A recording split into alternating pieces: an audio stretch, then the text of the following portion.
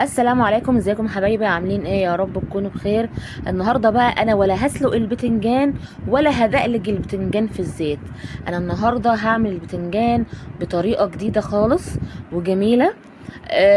دوت البتنجان بتنقيه يا ريت بالحجم ده، ما يكونش طبعا اكبر، ويكون طازه. تمام. فانا منقيه كله بالحجم اللي انتوا شايفينه دوت. هنعمل النهارده مع بعض كده طريقه جديده ومختلفه، وهتطلع معاكي حلوه جدا. وعلى فكره كمان هتبقى طريقه خفيفه، يعني اللي مش بيحب الحاجات اللي هي بالزيوت هتبقى حلوه. فتعالوا كده معايا نبدأ الفيديو بتاعنا. صلوا على سيدنا محمد عليه أفضل الصلاة والسلام.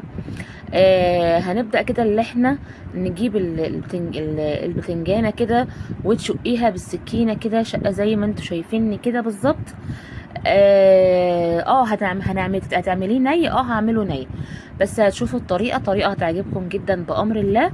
ما تنسيش بقى تحطي اللايك وتعملي سبسكرايب للقناة. تمام. هفتح كل البتنجان زي ما انتوا شايفين بنفس الطريقة، وهجيب بقى الكبة بتاعتي وهقول لكم هنحط فيها ايه. تمام. هنجيب فلفلاية رومي كده، هنقطعها.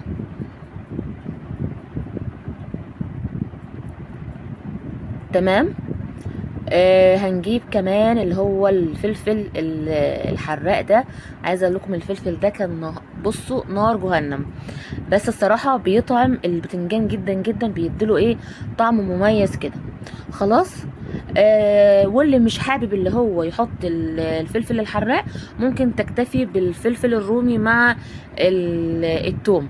بس والله جربوا كده الخطوات، هيعمل تيست عالي جدا. حطيت زي ما قلت لكم الفلفل الرومي والفلفل الحراق مع فصين 3 من التوم. انا هنا كنت بزود كمان في الفلايه، حسيتها الايه اللي هي قليله، فايه قلت اما ازود كمان. هنحط كمان خل، يعني حوالي فنجال صغير من الخل. معانا معلقتين ملح كبار ومعلقه كمون. تمام. بس كده، دي الخلطه بتاعتي، خلطه بسيطه وسهله جدا. هنبدأ بقى اللي احنا نحط كمان ليمون. ليمون طبعا بيدي تيست عالي قوي. ليمونتين كده يعني في الخلطة.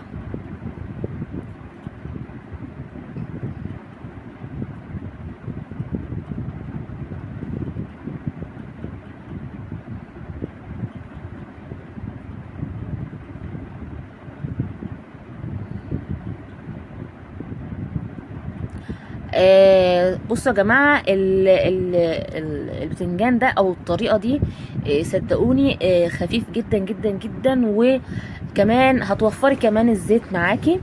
وكمان اللي زي ما قلت لكم اللي بيحب الحاجات اللي هي ما فيهاش دهون برضو هتنفع معاكي جدا جدا. زي ما انتوا شايفين كده، هبدأ بقى ايه اللي انا اضرب الخلطة بتاعتي ايه، يعني يا دوبك تكتين كده بالكبة. ماشي. صلوا على سيدنا محمد عليه افضل الصلاة والسلام. بعد بقى ما ضربنا الخلطة الجميلة دي مع بعض كده، هنحطها في طبق. ماشي. ونجيب بقى صينية، ونبدأ بقى اللي احنا نحشي الايه البتنجان. طب انت يا رنا لغايه دلوقتي انت ما قلتيش انت هتسوي البتنجان ازاي. هقولك يا جميل، احنا هنعمل ايه بالظبط في البتنجان النهارده بتاعنا. اختراع. هنحشي كده البتنجان زي ما انتوا شايفين كده. ماشي حبايبي.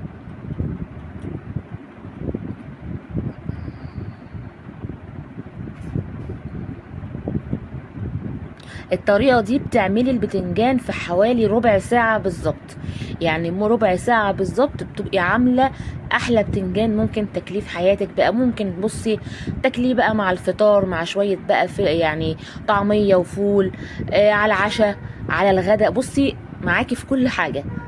تمام. طبعا هنعمل بقى الكمية اللي معانا دي بنفس الطريقة كده، هتحشيه كده بنفس الطريقة.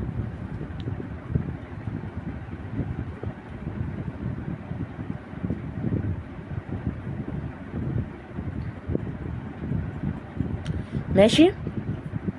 بعد بقى ما خلصت بقى الايه الكميه كلها كده زي ما انتوا شايفين، فهنحط الخلطه دي الباقيه. طبعا هي قلنا عباره عن ليمون وخل بقى والثوم والفلفل وكده. هنحطها طبعا في الصينيه، وهنحط كوبايه، يعني كوبايه وربع من الميه زي ما انتم شايفين كده. خلاص.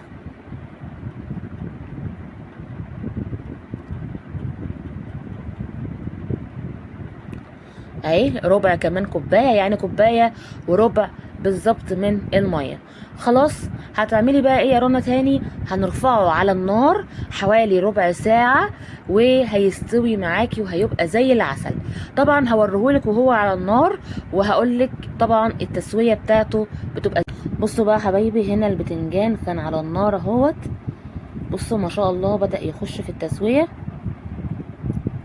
كل شويه بتحاولي انك ايه، بالمعلقه كده تقلبي كده الجوانب عشان يستوي من كل حته، ولغايه ما الميه تنشف معاكي، وبعد كده بتقدميه. بصوا حبايبي ما شاء الله البتنجان اهوت بعد بقى ما استوى. زي ما قلت لك طبعا بتحطيه جنب اي اكل بتحبيه، سواء بقى فطار ولا غدا ولا عشاء. ما شاء الله حلو جدا ومستوي وطعمه في قمة الجمال. فيا ريت تجربوه، وكل اللي يجربه يكتب لي في الكومنتات. ان شاء الله دايما اكون عند حسن ظنكم، ووصفاتي تعجبكم.